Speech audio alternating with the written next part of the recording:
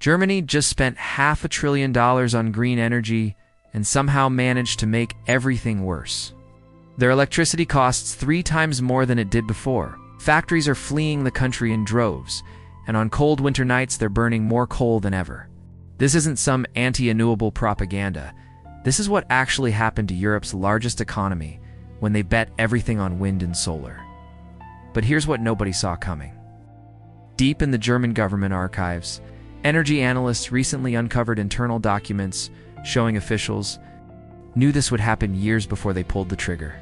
They had the data, they ran the numbers, and they went ahead anyway.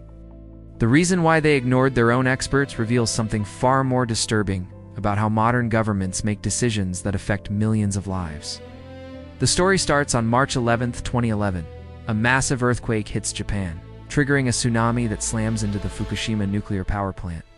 Reactors melt down, radiation leaks, and the world watches in horror as one of the most advanced nations on Earth struggles to contain a nuclear disaster. Within days, something remarkable happens in Germany, a country sitting over 5,000 miles away from Japan. Chancellor Angela Merkel, a physicist by training who had previously supported nuclear energy, makes an announcement that stuns the energy world. Germany will shut down all of its nuclear power plants, not in 30 years, not in 20 years, but by 2022, just 11 years away. At the time, nuclear power provided almost a quarter of Germany's electricity. These weren't old, dangerous reactors either. Many were modern facilities with decades of safe operation ahead of them. German nuclear plants had never had a serious accident. The country sits in one of the most geologically stable regions on Earth with zero risk of tsunamis. But the images from Fukushima were powerful, and public fear was real. Merkel's government moved fast. The plan seemed simple on paper. Germany would replace nuclear power with renewable energy, mainly wind and solar. They called it the Energiewende, which translates to energy transition. The government promised this would make Germany a green energy leader, create hundreds of thousands of jobs, and prove to the world that an industrial powerhouse could run on renewable energy. Environmental groups celebrated. Renewable energy companies saw dollar signs. Germany positioned itself as the moral leader in fighting climate change. The first nuclear plants started shutting down immediately. By 2015, 9 of Germany's 17 nuclear reactors were offline. The remaining 8 kept running, but everyone knew their days were numbered. Meanwhile, the government poured money into wind and solar. They offered massive subsidies to renewable energy companies, guaranteed high prices for renewable electricity, made German consumers pay for it all through surcharges on their power bills. The turbines started going up everywhere. Across the flat northern plains, wind farms sprouted like forests. Solar panels covered rooftops from Bavaria to Brandenburg. By 2020, Germany had installed over 132 gigawatts of renewable capacity, more than any other European country. On paper, the numbers looked incredible. Some days, renewables provided over 50% of Germany's electricity. The government released press statements celebrating each milestone. International media wrote glowing articles about Germany's green revolution. But then the problems started showing up. First came the electricity bills. German households watched their power costs climb year after year. By 2022, Germans were paying around 32 cents per kilowatt hour, compared to about 10 cents in France next door. That's more than triple. Typical. German family was spending an extra 1,200 euros per year on electricity compared to a decade earlier. Small businesses started complaining that energy costs were eating into their profits. Some shops and restaurants operated on such thin margins that the higher electricity bills meant the difference between staying open and closing down. Industrial companies faced even bigger problems. Factories that run 24 hours a day, 7 days a week, need massive amounts of reliable electricity. Chemical plants, steel mills, car manufacturers, these operations can't just shut down when the wind stops blowing. When a blast furnace goes cold, it takes weeks and millions of euros to restart it. These companies looked at their skyrocketing energy bills and started making calculations. Many decided to move production to other countries. Between 2017 and 2023, over 800 energy-intensive businesses either closed German operations or moved substantial production abroad. BASF, the world's largest chemical company and a cornerstone of German industry, announced it would reduce operations in Germany and invest billions in China and the United States instead. The company's CEO didn't mince words, saying energy costs in Germany had become unbearable. Then came the reliability issues. Wind and solar have a fundamental problem that no amount of technology can solve. They depend on weather.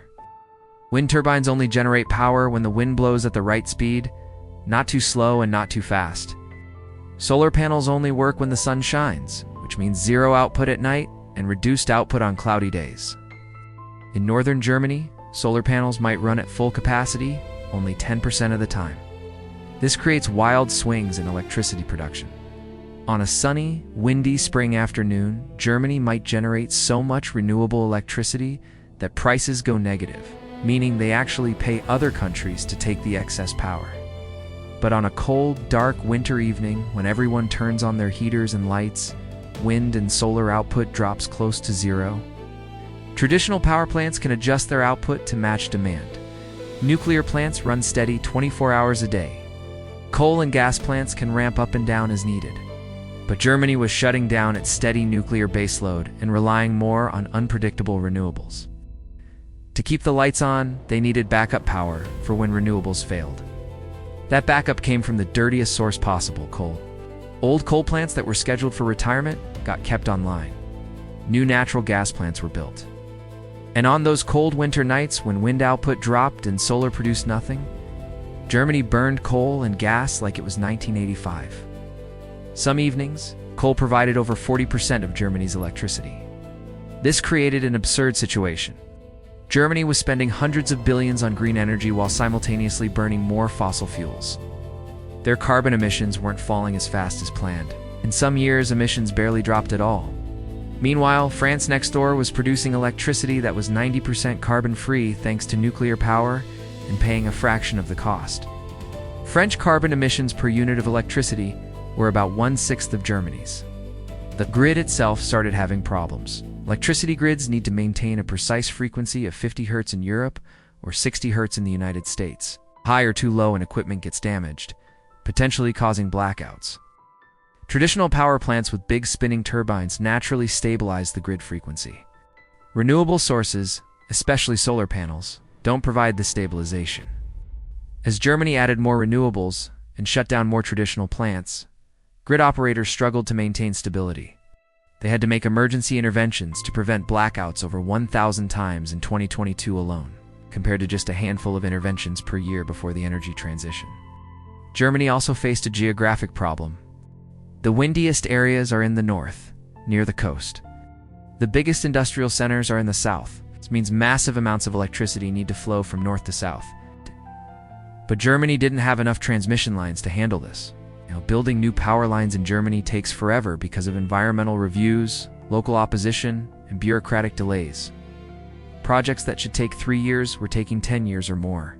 Without enough transmission capacity, grid operators sometimes had to pay wind farms in the north to shut down because the electricity couldn't be transported south. Then they had to pay coal plants in the south to fire up to meet local demand. Germany was literally paying twice, once to not use clean energy and once to use dirty energy. The costs kept adding up. By 2023, Germany had spent over 500 billion euros on the energy transition. That's more than $500 billion for a country of 83 million people. For comparison, that's more than the entire GDP of Poland or Belgium. It's enough money to have built 150 modern nuclear reactors. Instead, Germany got an electricity system that was more expensive, less reliable, and not much cleaner than before. The economic damage spread beyond energy bills.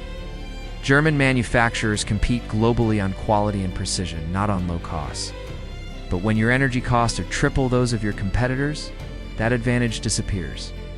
Aluminum smelters shut down because they couldn't compete with plants in places with cheap electricity. Some of Germany's famous Mittelstand companies, the small and medium-sized manufacturers that form the backbone of the German economy, started struggling. These family-owned businesses had operated for generations, but they couldn't absorb energy costs that ate up 15 or 20% of their revenue. The job losses mounted. While renewable energy did create some jobs installing solar panels and wind turbines, these didn't offset the jobs lost in traditional industries. A solar installation might employ 20 people temporarily. A chemical plant employs 2,000 people permanently. When energy-intensive industries left Germany, they took high-paying, skilled jobs with them. Towns that had built their economies around a local factory watched their prosperity drain away. Here's where those internal documents come in. In 2023, investigative journalists obtained files from Germany's Federal Ministry of Economics through Freedom of Information requests. These documents, dated from 2008 to 2011, showed that government energy experts had warned about exactly these problems before the policy was enacted. Internal reports predicted that rapid nuclear phase-out without adequate backup would increase costs dramatically. Analysts calculated that replacing nuclear with renewables would require massive grid investments that weren't in the budget. Engineers warned that grid stability would become a serious issue. Economists projected that energy-intensive industries would leave if costs got too high. The experts even looked at alternative paths. One proposal suggested keeping nuclear plants running while building renewables, then phasing out coal first and nuclear later.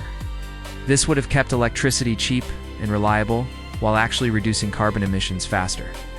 Computer models showed this approach would save over 200 billion euros while cutting emissions by an additional 15% compared to the chosen policy. But this sensible recommendation never made it to decision makers. Political leaders had already decided the path forward based on public opinion after Fukushima. When journalists published these findings, they caused a scandal in Germany. Opposition politicians demanded answers. Why had the government ignored its own experts? Why had they chosen the most expensive and least effective path? Government officials gave vague responses about the political situation at the time and the need to respond to public concerns, but the documents told a clearer story. Political leaders had prioritized being seen to take dramatic action over actually solving the problem effectively. This reveals something disturbing about modern policymaking.